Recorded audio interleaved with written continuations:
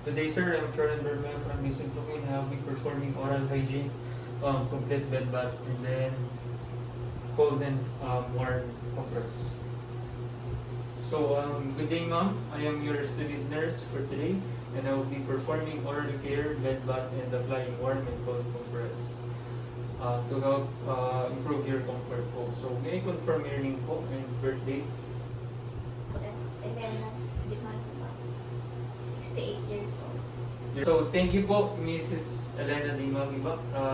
These procedures po will help reduce discomfort and improve circulation and prevent infection. So, please let me know po if you feel pain or discomfort at any time.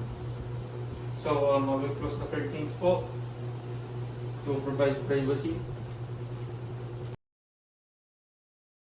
So we'll proceed na po for the oral hygiene. So I will raise the head of your bed po to make you comfortable and prevent choking. So ma'am, I will help you clean your mouth po. So I already prepared the materials po. So ma'am, kindly open your mouth po.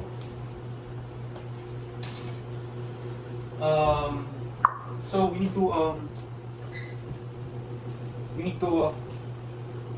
to remove the bacteria po to prevent bad breath and infection.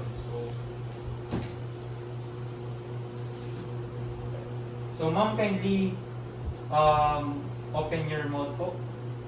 Okay, so we need to brush the teeth,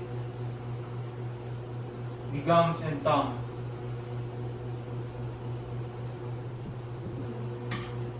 So kindly rinse po and spit here po sa ano. So are you comfortable? Does your mouth feel better po? Okay po, thank you po.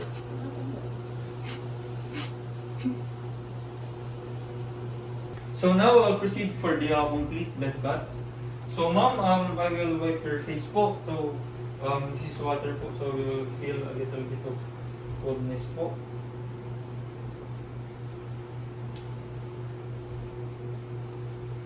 So I'll start from inner to outer po, and then the whole face. Ma'am, close your eyes po, ma'am.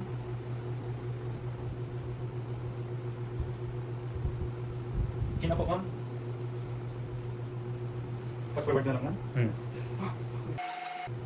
The next one po is the arms. So long and firm stroke po. So let's assume po that the patient is naked. Basa na.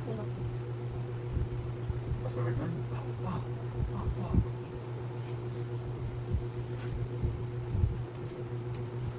So I'll proceed for the chest and abdomen.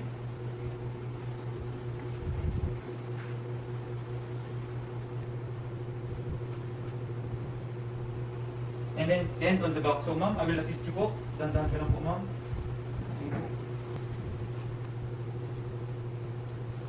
Yeah, ma'am. I will wash your legs po using long strokes to help circulation.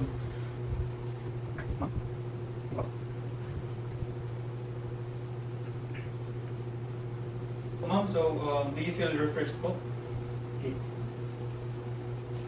So I will now apply a warm moist compress to your leg to help healing. So I will assess your skin for redness or wounds, and then I'm checking the temperature to avoid any burns. So I will place the compress on your leg po. Does it feel too hot po ba? So tell me if it's hot po or you're feeling uncomfortable. Uncomfortable. So I will immediately stop po. Ma'am, so I will wrap the cold pack in a towel, and then this should help with the throbbing pain. So please inform me if you feel numbness or too much cold. So I will apply na po the cold compress. So is it too cold po, ma'am? Do you feel comfortable naman po? So